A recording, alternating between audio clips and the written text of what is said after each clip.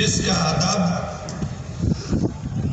مجھے ابتدائی عشرے کے ابتدائی مجلس میں شخصیات تشریف فرما ہے، سیاستدان تشریف فرما ہے، شہر اور ملک کو سنبھالنے والے بیٹھے ہوئے ہیں، اچھا بھی لگ رہا ہے اور یہ امید بھی ان سے کرتا ہوں کہ اپنے گاؤں جانے سے پہلے جب تک کراچی رہیں اس مجلس میں آتے رہیں۔ اور ایک شخصیت کے ہاتھ میں تو مذہبی امور ہیں تو وہ کہاں چھوڑ کے جائیں گے، تو میں آپ سب کے لیے اور حاضرین کے لیے دعا گو ہوں۔ جناب عباس بلوچ صاحب تشریف فرما ہے، عمر حیدر صاحب تشریف فرما ہے، فیاض کوٹ صاحب تشریف فرما ہے، مطافی صاحب تشریف فرما ہے، آپ سب کے لیے اور ان تمام شخصیات کے ساتھ آپ سب کے لیے جو باہر مومنین و مومنات تشریف فرمائے ان سب کی سلامتی کے لیے اللہ کی بارگاہ میں توفیقات خیر میں اضافے کے لیے دعا کرتے ہوئے ایک صلوات ہدیہ کرنے کی التماس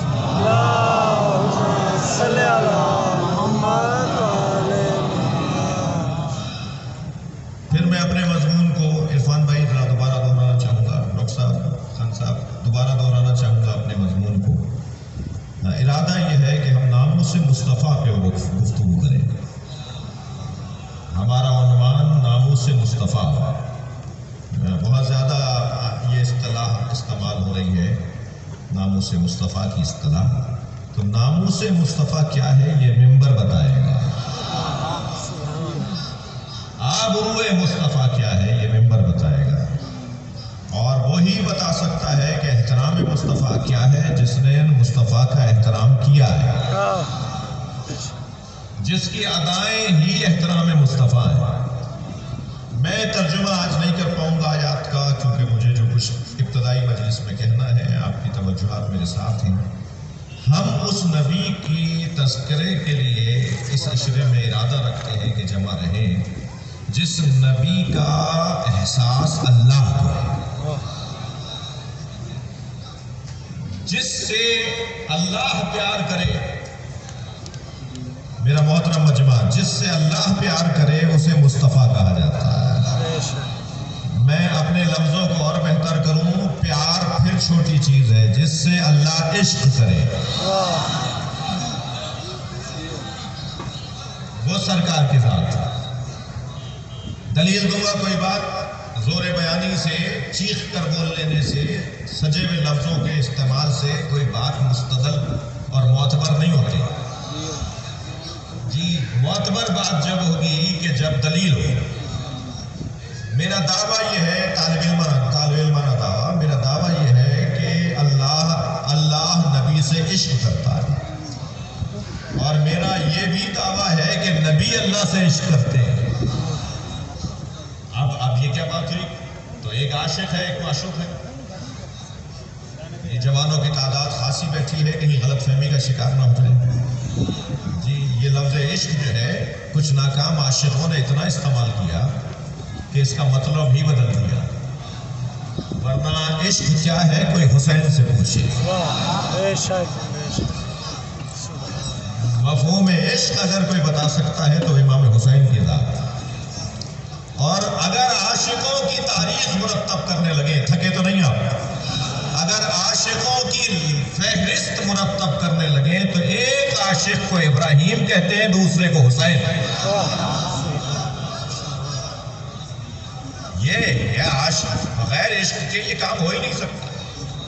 ساری دنیا ایک بات کر رہی ہے اور ابراہیم ایک بات کر رہے ہیں۔ یہ سب کچھ چھوڑ کر اکیلے کھڑے رہنا اور ڈٹ کے کھڑے رہنا، یہ بغیر عاشقوں کے کوئی کر ہی نہیں سکتا۔ یہ انداز عاشقوں کا ہوتا ہے۔ ساری دنیا ایک طرف ہے اور ابراہیم ایک طرف ہے۔ وہ توڑ کر آ گئے، سوچ بھی نہیں رہے کہ ہوگا کیا۔ میرا معشوق یہ چاہتا ہے ہوگا وہ دیکھے گا۔ سارے بتوں کو توڑ کر آ گئے، کسی کی آنکھ پھوڑی، کسی کی ناک کاٹی، کسی کا کان کاٹا، کسی کا گھٹنا توڑا، کسی کا پیٹ پھاڑا۔ سارے بتوں کو توڑ پھوڑ کر کے بڑے بت کے گلے پہ کلاڑی لٹکا کے آ گئے۔ دیکھیے طریقہ ہے واردات۔ یہ لفظ ہمارے یہاں غلط استعمال ہوتا ہے، میں اس کو صحیح معنی ملا رہا ہوں۔ اور جب آ کر دیکھا سب نے، سارا شہر جب واپس آیا دوبارہ بت خانے میں گیا پوجا کرنے کے لیے، تو دیکھا کہ بتوں کا یہ حال ہوا ہے، اور ایک بت ہے جو سالم ہے، اس کے گلے میں کلاڑی لٹکی۔ تو یہ آپس میں کہنے لگے ہو نہ ہو یہ اسی جوان کا کام ہے، فتن یقال لہ ابراہیم، یہ ایک جوان کا کام ہے جس کو ابراہیم بولتے ہیں۔ 90 سال کے تھے جب بت توڑا تھا اور وہ کہہ رہے ہیں جوان۔ 90 سال کی عمر میں بت توڑے اور قرآن جوان کہہ رہا ہے۔ جوان اسے نہیں کہتے جس کے بال سفید نہ ہو کالے ہو، جوان اسے کہتے ہیں جس کے حوصلے جوان ہو، جس کی ہمت جوان ہو، جس کا نظریہ جوان ہو۔ بظاہر وہ بوڑھا نظر آئے مگر اگر اس کا نظریہ جوان ہے تو جوان ہے۔ کہنے لگے ہو نہ ہو یہ اسی جوان کا کام ہے جسے ابراہیم کہتے ہیں۔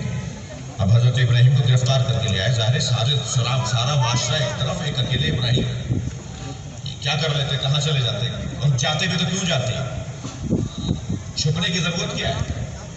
یا سوچ کر کام نہیں کیا تھا جو آپ چھپ پھر رہے ہو؟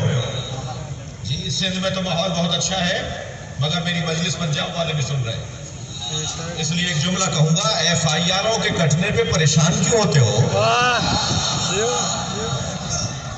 اگر مولا علی کے نام پر FIR کٹ رہی ہے، اگر مولا کے دشمنوں سے لا تعلقی پر FIR کٹ رہی ہے تو اس FIR کو گلے میں ہار بنا کے ڈالو اور اللہ کا شکر ادا کرو کہ رجسٹرڈ مولا ہی ہو گئے ہو۔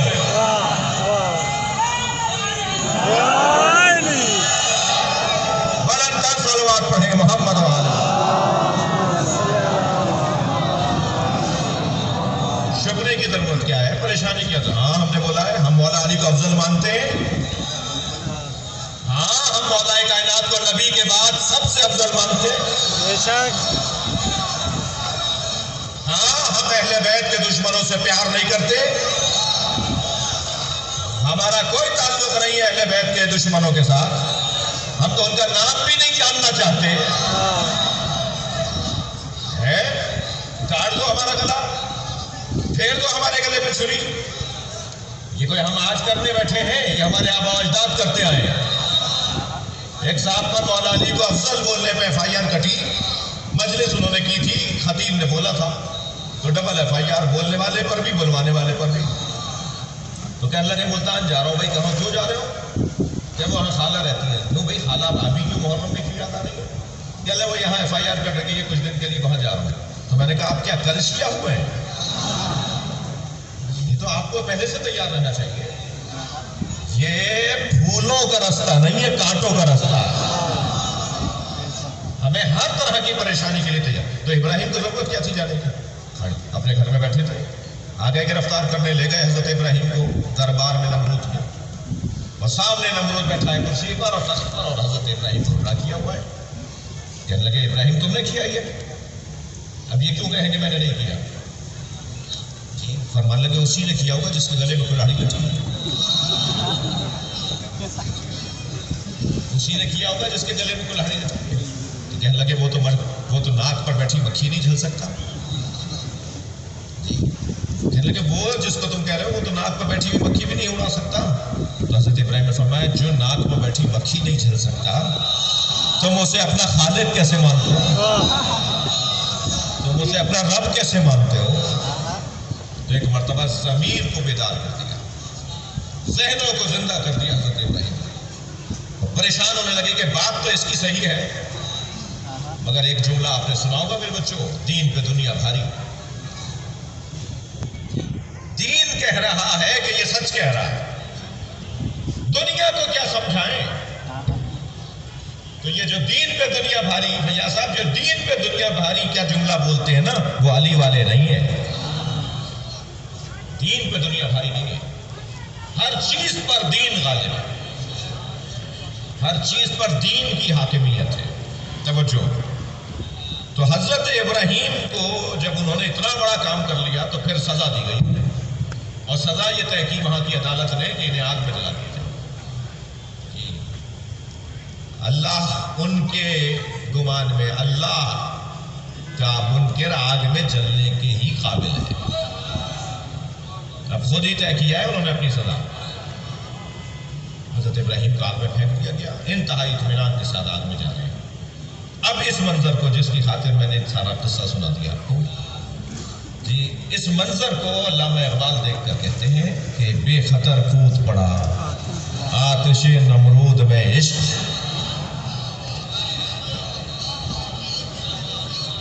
عاشقوں کی بات ہو رہی تھی. بے خطر خان صاحب بے خطر کود پڑا آتش نمرود میں عشق. یہ ابراہیم نہیں کود رہے تھے، یہ عشق کود رہا تھا. عشق کوئی پرواہ نہیں، وہ معشوق کو دیکھتا ہے بس. بے خطر کود پڑا آتش نمرود میں عشق، عقل ابھی محو تماشائے لبے بام رہی. عقل تو چھت پہ کھڑی دیکھتی ہے، لبے بام چھت، عقل چھت پہ کھڑی دیکھتی رہی کہ کیا ہو رہا ہے، اور عشق کود بھی گیا.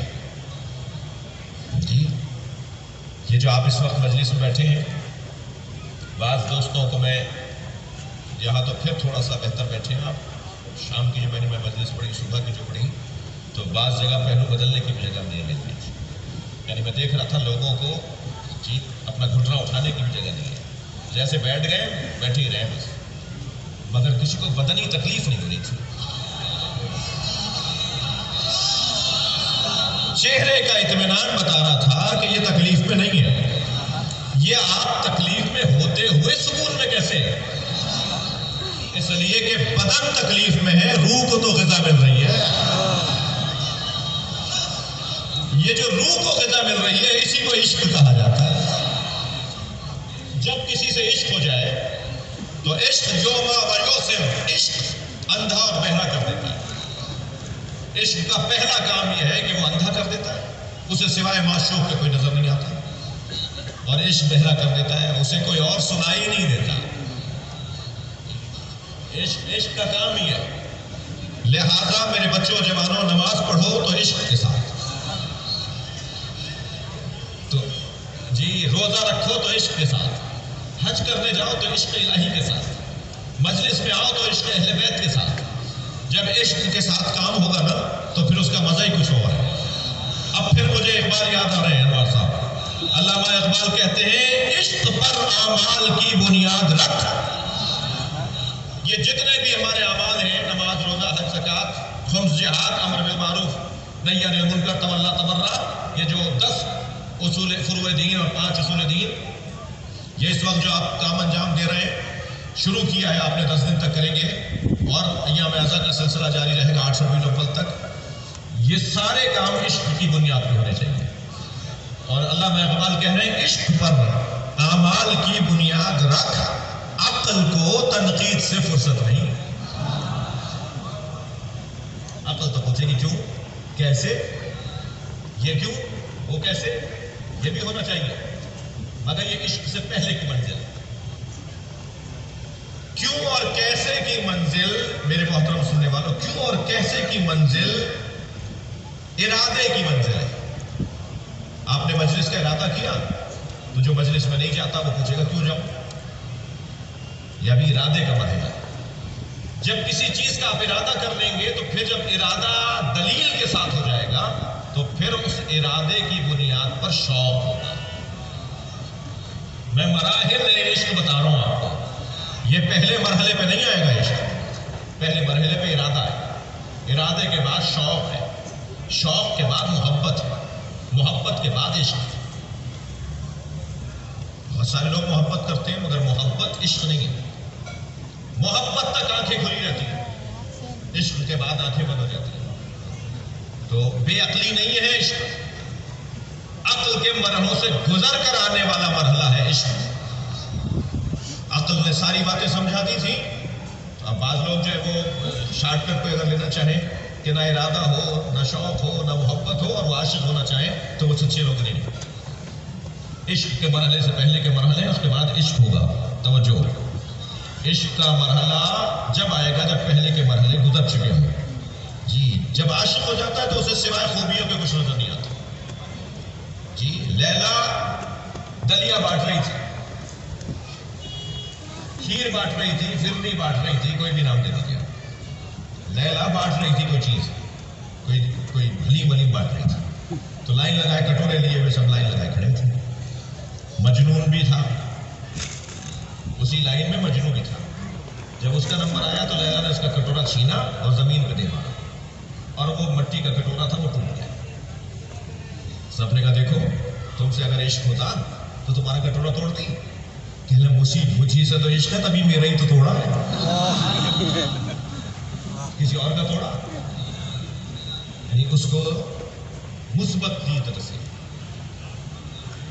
عاشق اگر معشوق کو تکلیف میں ڈالے, بھائی تھکے بیٹھے ہیں آپ حضرات, اگر معشوق عاشق کو تکلیف میں ڈالے تو وہ ناراض نہیں ہوتا, شکریہ ادا کرتا ہے مجھے اس قابل سمجھا. صلوات پڑھے محمد و آل محمد. میں عشق حقیقی کے لیے مجلس میں آیا ہوں. ہم امام حسین سے عشق حقیقی کے مفاہیم کو سمجھنا چاہ رہے ہیں. عشق مجازی کیا ہے بھائی؟ ناراض نوجوان زیادہ بیٹھے ہیں, ان کے ذہن میں کوئی بات نہ آ جائے, اس لیے میں یہی ٹھیک کروں. عشق مجازی کیا ہے؟ عشق مجازی تو معشوق کو پا لینا ختم. کمال عشق ہے معشوق کو پا لینا, اور عشق حقیقی معشوق کو پانا آغاز ہے.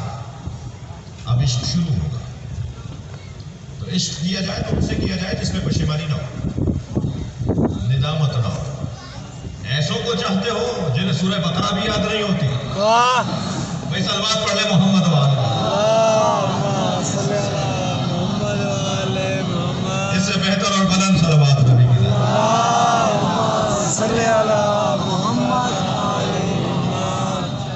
توجہ کر لیا آپ نے. تو بحث ہے کہ ہم اللہ سرکار سے عشق کرتا ہے. اب سرکار اللہ سے عشق کرتے ہیں یا اللہ نبی سے عشق کرتا ہے, یہ سنگین بحث ہے. نبی کا عشق فرم آ جاتا ہے پیروں پر. نماز شب واجب کرنی ہے اپنے اوپر, جو ہم پر واجب نہیں ہے نبی پر واجب ہے. سرکار کا انداز, سرکار کا طریقہ کار عاشقانہ ہے. آپ عشق مصطفیٰ کو دیکھیے, تمام تر پریشانیاں فرماتے ما اوذی نبی قط کما اذیت. کسی نبی کو اتنی اذیتوں کا سامنا نہیں ہوا جتنا اکیلے مجھ مصطفیٰ کو ہوا. پھر اس کے باوجود سرکار دو جہاں اذیتیں پہنچانے والوں کو بد دعا نہیں دے رہے, بلکہ دعا کر رہے ہیں اللہم اغفرہم انہم لا یعلمون. یا اللہ انہیں معاف کر دے, یہ مجھے جانتے ہی نہیں. کیسے ممکن ہے کوئی مجھے جانتا ہو اور پھر بھی ایسا کرتا ہو؟ یہ مجھے جانتے نہیں, انہیں معاف کر دے. یہ عاشقانہ انداز ہے. اب اللہ عاشق مصطفیٰ ہے, ذرا دیکھیں. میں اہل دقت سے توجہ چاہوں گا, کچھ کہنے جا رہا ہوں. اور عرفان بھائی جو ہے وہ گھڑی میرے تھوڑا سا دائیں طرف لگوائی, یہ سامنے لگ جائے گی تو اور اچھا ہو جائے گا. میں نے ابھی ان سے گزارش کی کل سے لگ جائے گی انشاءاللہ, تاکہ میں اپنے اوقات میں رہوں. صلوات پڑھ رہا ہوں.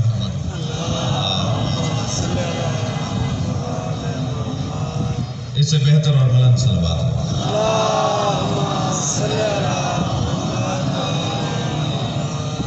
ایک اور صلوات.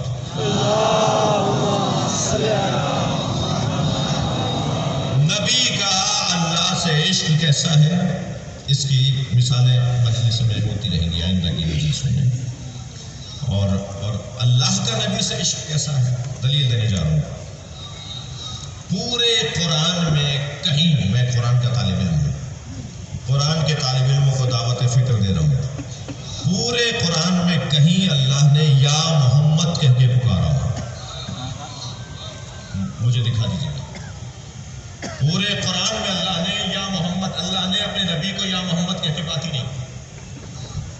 یا آدم اسکن انت و زوجک, اے آدم جنت میں تم اور تمہاری زوجہ آ کے رہیں. یا آدم, یا نوح, یا ابراہیم, یا موسیٰ, یا عیسیٰ, یا یحییٰ, قرآن میں ہے.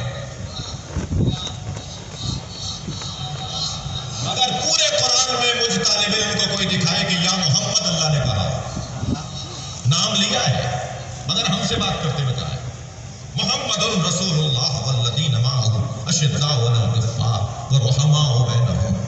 محمد میرا رسول ہے, اور میرے رسول کے ساتھ جو لوگ ہیں وہ کافروں پہ شدید ہیں اور آپس میں رؤوف رحمان ہیں. یہ ہم سے اللہ بات کر رہا ہے.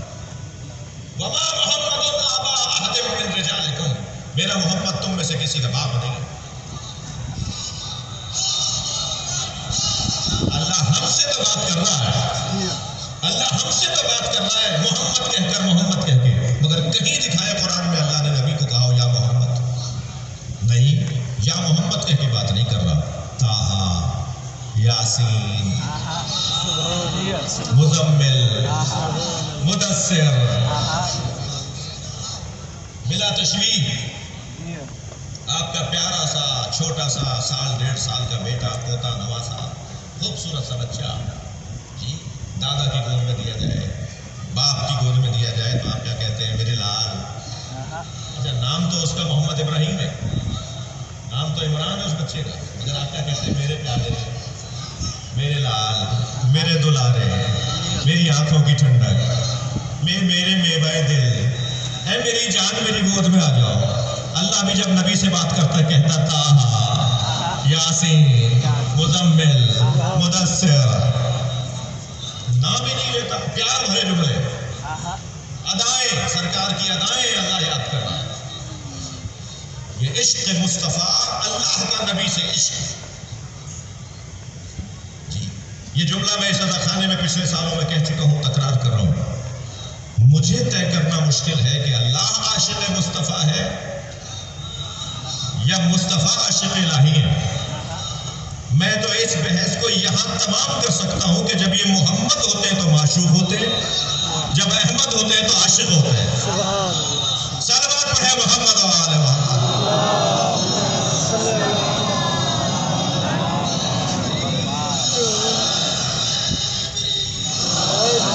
بلندتر صلوات.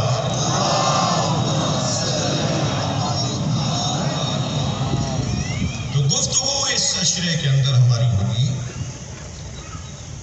ادب مصطفیٰ، ناموس سے مصطفیٰ.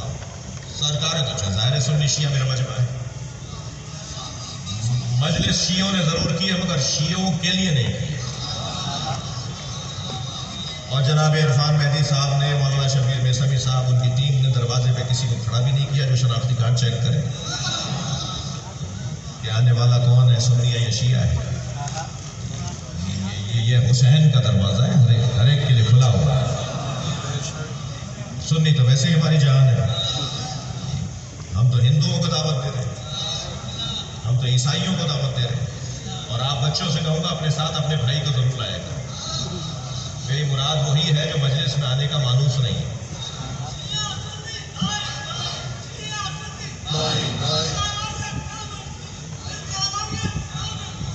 صلوات پڑھ لیں محمد و آل محمد. اپنے ساتھ اپنے ایک بھائی کو جو مجلسوں میں نہیں آتا اسے لے کر آئیں. یہ محبتیں بانٹنے کی جگہ ہے، یہ پیار دینے کی جگہ ہے، یہ انہیں اچھا سمجھنے کی جگہ ہے جنہیں اللہ نے اچھا بنایا ہے. ہماری ساری کوشش یہ ہے کہ کسی طرح اہل بیت کی عظمت کو بیان کیا جائے. اور اہل بیت کی عظمت شروع ہوگی تو نبی سے شروع، یعنی سرکار کی وجہ، سرکار بھی تو اہل بیت ہے. نبی کے نور کو ٹکڑا نہ کرتا ہے تو علی نام دیتا ہے. یہ میں نے حدیث سناتی ہے آپ کو. سرکار فرماتے ہیں جب اللہ نے میرا نور خلق کیا تو میرے نور کو جب ٹکڑا کیا تو دوسرے ٹکڑے کا نام علی رکھ دیا. اور ٹکڑا کیا ضرورت تھی کرنے کی؟ سوال طالب علم ہے نا. اللہ نے نبی کے نور کو ٹکڑا اس لیے کیا، جو ٹکڑا ہو جاتا ہے وہ ایک ٹکڑے کا محتاج ہوتا ہے، اور پہلا دوسرے کا اور دوسرا پہلے کا ہوتا ہے. اور جو محتاج ہو جاتا ہے وہ اللہ نہیں ہوتا، وہ اللہ نہیں ہوتا. جو جز کا محتاج، تو جز اگر ہو جائے تو وہ پھر جز کا محتاج ہوتا ہے، اور جز مل کر کل بنتا ہے. اور جو اجزاء میں تقسیم ہو جائے وہ پھر محتاج ہو جاتا ہے. جو محتاج ہو وہ سمد نہیں ہوتا، جو سمد نہ ہو وہ اللہ نہیں ہوتا. تو میرے مولا علی فرماتے ہیں نقلونا عن الربوبیہ، ہمیں رب نہ بولو. بھائی تھک نہیں رہے آپ حضرات؟ ہمیں اللہ نہ بولو، پھر جو چاہو بولو. صلوات پڑھے محمد و آل محمد.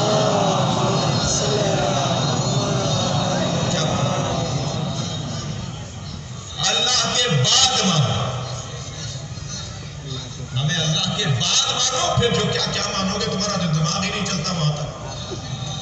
تم ہمارے بارے میں کیا سوچو پہنچو گے، تمہارا تو دماغ ہی نہیں چلتا وہاں تک۔ جن کے دماغ تم سے اچھے تھے وہی علی کو نہیں سمجھ پائے، جنہیں سلمان کہتے ہیں، ابو ذر کہتے ہیں، مقداد کہتے ہیں، مالک اشتر کہتے ہیں، یہی یہ کہتے ہوئے نظر آئے کہ میں تو علی کو سمجھ ہی نہیں پایا۔ یہی یہ کہتے ہوئے نظر آئے کہ جو میں علی کو جانتا ہوں وہ ابو ذر نہیں جانتے، ابو ذر کے جو میں جانتا ہوں وہ تم نہیں جانتے۔ لہذا مولا کائنات کی معرفت میں جن کی عقلوں کو اور جن کے ایمان اور جن کی کیفیات قلبی کو اللہ نے سب سے زیادہ معیاری بنایا، وہی دعویٰ نہیں کر پائے کہ ہم نے علی کو پہچان لیا۔ تو میرے اور آپ کے تو بس کی نہیں ہے پہچاننا۔ تو جب ہماری عقل وہاں تک جاتی نہیں ہے تو ہم کیا فضائل پڑھیں گے؟ البتہ جہاں تک عقل جاتی ہے وہی فضائل پڑھیں تو لوگوں کو ہضم نہیں ہوتے۔ ایک بڑی مشکل میں ہے، بڑی مشکل میں ہے۔ ہم مولا کے بہت ہی سادہ سیدھے سے فضائل پڑھتے ہیں، وہی لوگوں کو ہضم نہیں ہوتے۔ علی اسم اعظم کو کہتے ہیں۔ یہ کون سی بڑی بات کر دی؟ یہ کون سی ایک ایسی بات کر دی جو نہ سمجھ میں آئے؟ مگر بہت سو کو یہ بھی سمجھ میں نہیں آتا۔ میرے مولا اسم اعظم ہے، علی بولیں گے تو اللہ جواب دے گا۔ اسم اعظم ہے، جا رہے ہیں میرے مولا، دلیل دے رہا ہوں، میرا مضمون یہ نہیں تھا۔ سفر پہ روانہ ہے، اتفاق ہے کہ تنہائی کا سفر ہے، علی نہیں چاہتے کہ تنہا سفر ہو، تو منتظر ہے علی کی آنکھیں کہ کہیں سے کوئی سوار نظر آ جائے تو اس کو ہمراہ کر لیں۔ اچانک دور سے ایک گھوڑ سوار نظر آیا، آپ نے اپنا گھوڑا اس طرف موڑ لیا، اس کے قریب جا کے کہا کہاں کا ارادہ ہے؟ اس نے منزل بتائی تو حضرت نے فرمایا میری منزل بھی وہی ہے، نہ تمہارے لیے اچھا ہے نہ میں اچھا سمجھتا ہوں کہ تنہا سفر کیا جائے، سفر میں کوئی ہمراہ ہونا چاہیے۔ اب دونوں کے گھوڑے دوڑ رہے ہیں، توجہ کہ ایک مرتبہ ایسے رستہ موڑا کہ ایک منظر نظر آیا، منظر یہ تھا کہ بند ٹوٹنے کی وجہ سے رستہ زیر آب ہے۔ آج کل بھی صحیح ہو رہا ہے، رستہ صلوات پڑھنے رہا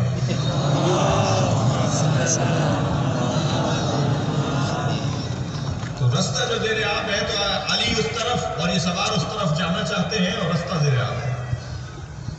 تو یہ جو دوسرا شخص ہے یہ یہودی ہے، اس نے اپنے سامان میں سے ایک چادر نکالی اور پانی پر پھیلا دی، چادر پتھر بن گیا۔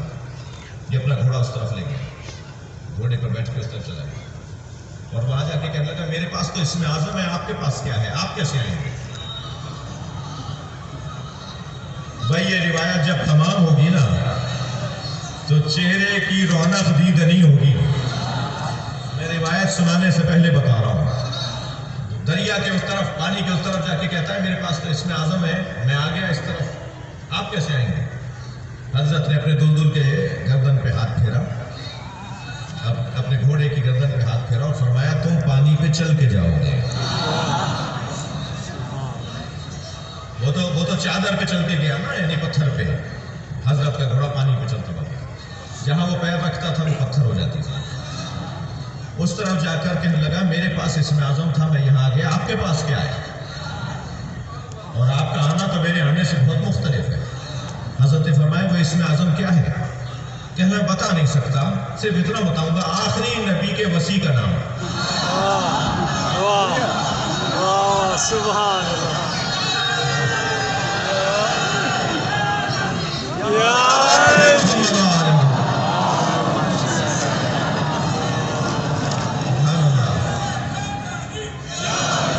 یا علی مدد حق ہے۔ میرے مولا علی مسکرائے، فرمایا جس کا نام لے کے تم دریا پار کرتے ہو وہ علی میں ہوں۔ صلوات پڑھے محمد و آل محمد۔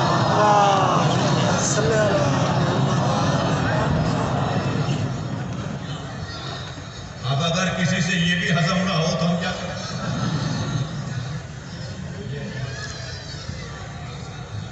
یہ تو ابھی فضائل کی سنگینی ہی نہیں ہے، اور یہاں تک بھی اگر کسی کو سمجھ میں نہ آئے تو کیا کریں؟ تو کیا ان کی وجہ سے پڑھنا شروع کریں اور وہ صاحب کے لیے بنا لیں گے، بعد میں پروپیگنڈا کریں گے اور مسائل کھڑے کریں گے؟ تو کرتے رہیں۔ یہ جو سانس میرے اندر گیا ہے مجھے آنے کا، واپس آنے کا یقین نہیں ہے۔ میں اپنے اوپر رکھ کر بات کرتا ہوں، آپ کے لیے نہیں کہہ رہا۔ یہ سانس جو اندر گیا ہے یہ واپس علی کے بغیر کیسے گزارے؟ واہ بے شک بے شک یا علی سبحان اللہ.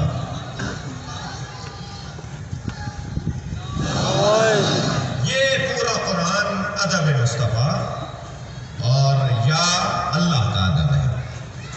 یا اللہ نبی کا ادب بیان کر رہا ہے یا نبی اللہ کا ادب بیان کر رہا ہے. جو آیت کریمہ میں نے تلاوت کی ہے پہلی 5 آیتیں سورہ حجرات کی ادب مصطفیٰ پر مشتمل ہے. ہم کوشش کریں گے کہ ان 10 دنوں میں اس اشرے ان پر غور کریں. مگر آج کی مجلس میرا دل کر رہا ہے کہ 10-15 منٹ مجھے اجازت دیں. یہ جو آپ جمع ہوئے ہیں نا اسے ہم مجلس عزا کہتے ہیں.